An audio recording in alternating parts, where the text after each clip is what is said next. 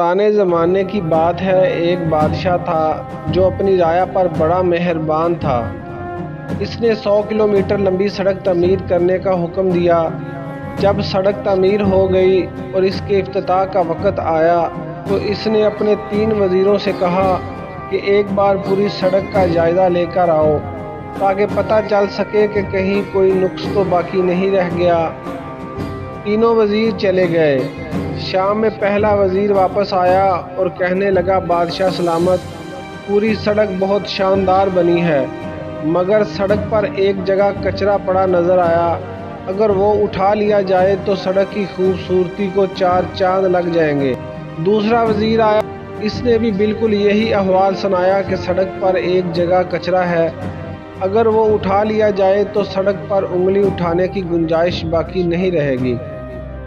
तीसरा वज़ीर आया तो वो बहुत थका हुआ नज़र आया और पसीने से इसके कपड़े गीले हो रहे थे। इसके हाथ में एक थैला भी था।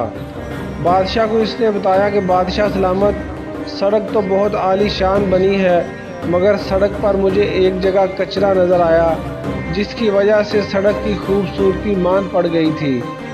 मैंने इसको साफ़ कर दिया है, अब सड़क की खूबसूरती को 4 चांद लग गए हैं।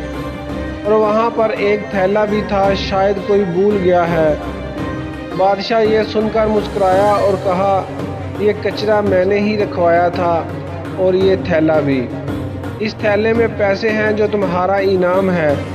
और फिर बादशाह ने बुलंद आवाज़ में कहा, दावे तो सब करते हैं और खामियां भी सब निकालते हैं। चाहते सब हैं कि सब कुछ अच्छा हो जाए, मगर अमल दरामद कोई भी नहीं करता।